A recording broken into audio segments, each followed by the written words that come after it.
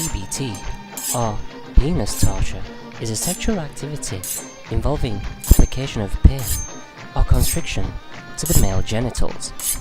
This may involve directly painful activities such as genital piercing, wax play, genital spanking, squeezing, ball busting, genital flogging, urethral play, tickle torture, erotic electrostimulation, or even kicking.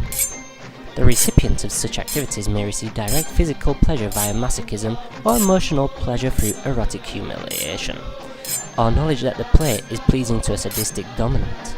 Many of these practices carry significant health risks. Ball busting. Ball busting is a form of CBT in which a man has his testicles kicked, kneed, punched, or squeezed. In addition to its occasional role in BDSM pornography, tamakeri, ball kicking is a separate genre in Japan. Like many of other activities in this article, it carries significant health risks, including the possibility of permanent damage to the testicles through testicular trauma. Ball stretcher. A ball stretcher is a sex toy that is used to elongate the scrotum to provide a feeling of weight pulling the testicles away from the body. This can be particularly enjoyable for the wearer, as it can make an orgasm more intense. As testicles are prevented from moving up, intended to make one's testicles permanently hang much lower than before, if used regularly for extended periods of time. This sex toy can be potentially harmful to the male genitals, as the circulation of blood can easily be cut off if over-tightened. While leather stretchers are most common, other models consist of an assortment of steel rings that fasten with screws, causing additional but only mildly uncomfortable weight to the wearer's testicles. The length of the stretcher may vary from 1 to 4 inches. A more dangerous type of ball stretcher can be homemade by simply wrapping rope or string around one's scrotum until it's eventually stretched to the desired length. Ball crusher. A ball crusher is a device made from either metal or often clear acrylic that squeezes the testicles slowly by turning a nut or screw. How tight it is clamped depends on the pain tolerance of the person it is used on. A ball crusher is often combined with bondage, either with a partner or by oneself. Parachute. A parachute is a smaller collar, usually made from leather, which fastens around the scrotum, and from the waist, which can be hung. It is conical in shape, with 3 or 4 short chains hanging beneath, to which weights can be attached. Used as part of cock and ball torture within a BDSM relationship, the parachute provides a constant drag and a squeezing effect on the testicles.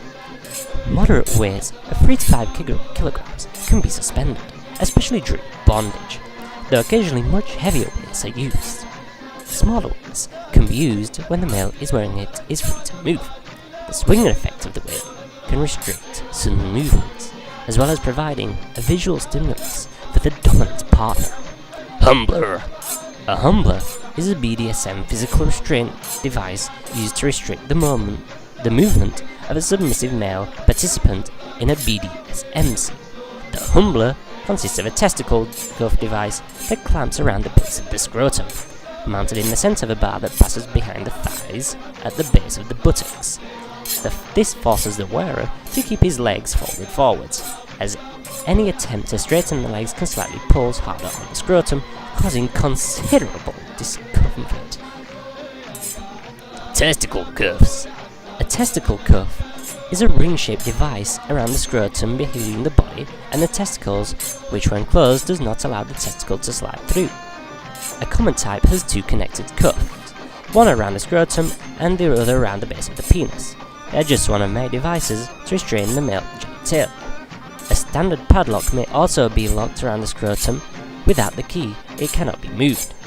Some passive men enjoy the feeling of being owned, while dominant individuals enjoy the sense of owning their partners.